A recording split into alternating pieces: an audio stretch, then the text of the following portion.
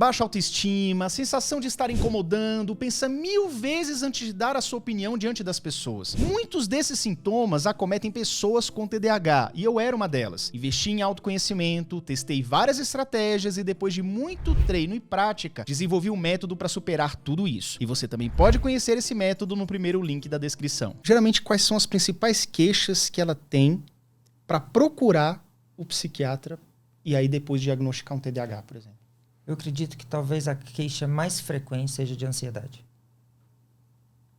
E aí, como é que é aquele olhinho clínico de saber assim, a sua ansiedade é porque você está num ambiente ansiogênico ou realmente é o transtorno que está afetando ali? Mas sabe, Yuri, é muito interessante, porque assim, a ansiedade, geralmente ela vem de forma mais, eu vou dizer pontual, mas ela vem com relação a alguns temas específicos. Né? Então, assim, é muito comum as pessoas virem me procurar com a queixa de ansiedade e muitas vezes elas não sabem o que é ansiedade. É muito comum as pessoas virem me procurar com essa queixa de ansiedade e ela não se sentir ansiosa, mas disseram para ela que ela é. Então, o que seria ansiedade e o que seria ansiedade fake, que o pessoal fala? Né? Assim, a gente define a ansiedade como sendo uma sensação de medo sem objeto. Então, é uma angústia, uma sensação de mal-estar, né? E geralmente, ela pode não ter ali um objeto, mas tem uma preocupação, um pensamento específico e tudo. Então, agora sim, é muito comum as pessoas virem me procurarem dizendo assim, no caso do TDAH, que é aí que eu disse que, por vezes, eu que levanto essa possibilidade. Dizem que eu sou ansioso e eu não me sinto assim, mas dizem que eu sou. Por que dizem? Porque você está sempre com pressa, porque você está sempre agitado, porque você não consegue parar quieto, porque o seu pensamento ele está sempre pensando muitas coisas ao mesmo tempo. Então, eu acho que talvez seja um dos cenários, uma das situações assim. Então, essa agitação não seria necessariamente a ansiedade? Não. A velocidade. A gente está falando, por exemplo, de hiperatividade. Isso. Né? Então, não necessariamente seria, não.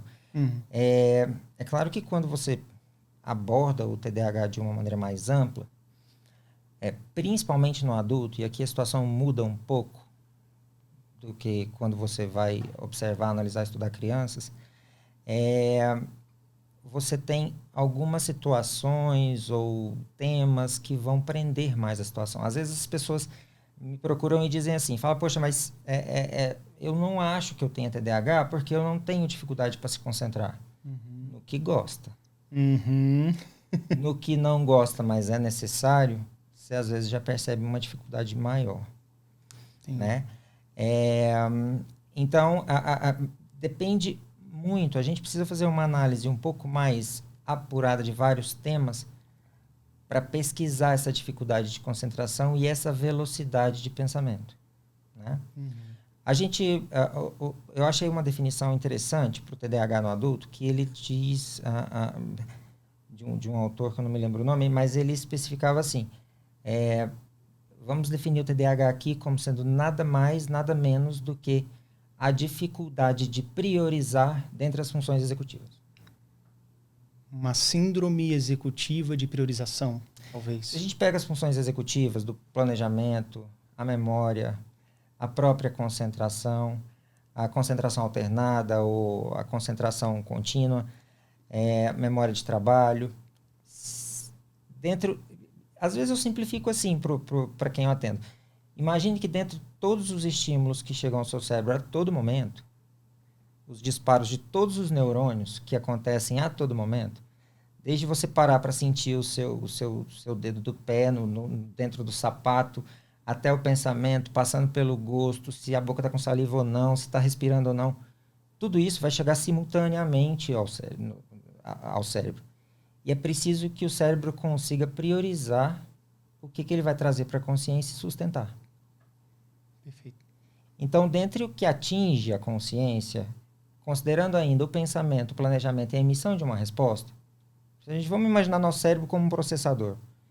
O que esse processador ele vai processar ou manter, fixar ali primeiro, trabalhar primeiro? Faço um adendo aqui, um gancho, na verdade, porque é comum as pessoas me dizerem que é como se no pensamento dela fossem várias abas do navegador aberto e ela não sabe qual ela E eu acho, trabalha primeiro. você já viu aquele navegador com 10 abas abertas e tem 10 do YouTube, você não sabe de onde está vindo o barulho? Olha lá, a Nath está concordando também. Sim. Doutor, isso é um sofrimento. Você vai falando isso aqui, vem várias imagens na minha cabeça. Sim. Eu, por exemplo, hoje tive que entregar um relatório sobre a minha vida. Eu estou fazendo um reconhecimento pessoal e tudo, e eu tinha que contar um pouco da minha história. E eu falei assim, meu Deus, como é que eu vou contar a minha história?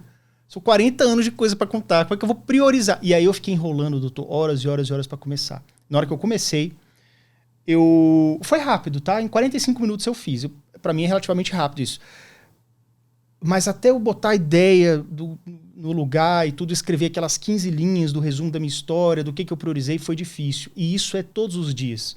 E às vezes eu vejo pessoas, sei lá, no trabalho que eu tinha antigamente, que eu tinha vários colegas, coisas que eu sofria, assim, horas para fazer, os caras fazem em 20, 30 minutos. E são pessoas que aparentemente têm a mesma capacidade que eu, mas talvez não tenham transtorno. Então, realmente, parece que é um embaralhado de coisas. Sim. E a sua cabeça não sabe o que priorizar. Sim. Isso. Tanto que eu digo, no tratamento, às vezes as pessoas perguntam, eu vou utilizar o medicamento aqui só no dia que eu vou trabalhar. Eu falo, não, eu sugiro que você use todos os dias. Você vai usar, inclusive, para descansar. Porque Caraca! é uma grande queixa de eu não conseguir descansar. E é considerado, inclusive, critério para a gente pesquisar isso no adulto, a dificuldade de relaxar quando não tem nada para fazer. A pessoa vira meio que workaholic. Sem querer. Tipo assim, ela arruma o que fazer, porque ela não pode estar parada olhando pro teto. Ela tem que estar fazendo alguma coisa. Não necessariamente, mas sempre um pensamento correndo, ou múltiplos pensamentos correndo na mente, atrapalhando. Às vezes, pensamentos que não têm um impacto tão importante, tão relevante. Múltiplos que dificulta ela relaxar, inclusive para pegar no sono. Então, às vezes, vem com queixa de insônia importante. E a maior causa, penso muita coisa e meu pensamento não para e isso dificulta que eu durmo. Caramba. E aquela questão de, às vezes, a pessoa falar assim, olha, cuidado para você não tomar o psicoestimulante, falando de psicoestimulante agora, de noite, porque pode te dar insônia. A gente sabe que, se você olhar até a bula, uma dos efeitos colaterais possíveis, não é todo mundo, é a insônia, né? Mas o que você falou faz sentido, não falando de dormir, mas o sentido de que eu como TDAH, eu sinto muita dificuldade de estar no tempo presente. E isso atrapalha até as relações. Por exemplo, eu realmente, assim, eu não tenho mais emprego, eu sou empresário e tudo, e eu meio que penso 24 horas em trabalho. Já tô acostumando com isso. Só que às vezes assim, vai ter um churrasco aqui, chega aqui domingo. Se eu tivesse em casa domingo, eu teria trabalhando. Mas eu falo, beleza, eu vou lá no churrasco e tal. Chegando no churrasco, eu tenho que me forçar para não ficar entrando no celular e olhando as coisas do trabalho. Então, você acha que o TDAH pode impactar também na dificuldade da pessoa em estar no tempo presente? Com certeza, com certeza. Porque existe no desenvolvimento da pessoa essa priorização, essa tendência a se concentrar no que gosta. Ou, principalmente quando adulto, adolescente, no que causa medo, no que causa preocupação. Buscando uma adrenalina, talvez? Sim. A gente não vai saber até que ponto, por exemplo, você está preocupado com o trabalho, por isso não consegue se concentrar no churrasco, ou você talvez não tenha tanto interesse no churrasco ou esteja empolgado com o trabalho. Entendi. Pode ser inúmeros mecanismos para que isso aconteça. Só que tem uma tendência, claro. Imagina, uma pessoa faz muitas atividades durante o dia. Tem uma tendência a ela priorizar aquelas ou dar preferência para aquelas para as quais ela consegue se concentrar. É natural, né? Qualquer pessoa. Inclusive, isso até aquela queixa da pessoa assim, não, mas todo mundo desconcentra no que não gosta. A pessoa cutucando quem tem TDAH, né? Sim. Até certo ponto, que nem sempre a gente faz só o que gosta, né? Acho que na maioria das vezes, inclusive, não. Com certeza. Mas, e nisso, alguns estímulos, inclusive, são mais fortes que outros e é algo individual. Aqui a gente entra um pouco naquilo que você disse, da tendência, por exemplo, citando o exemplo do distúrbio alimentar à noite. Né?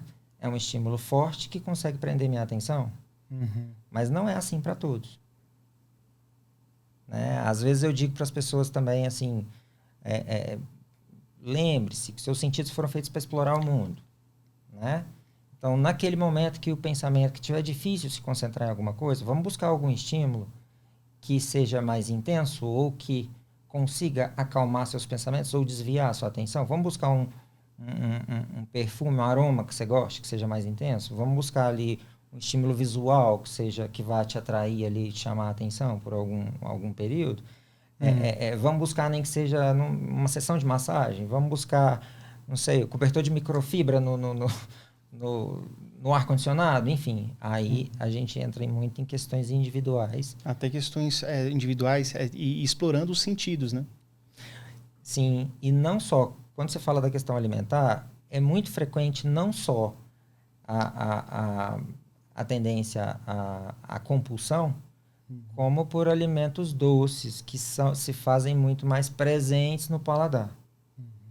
Né? Eu nunca li nenhuma pesquisa sobre isso, mas é algo que eu estou te trazendo que eu observo com frequência. Com muita frequência na prática.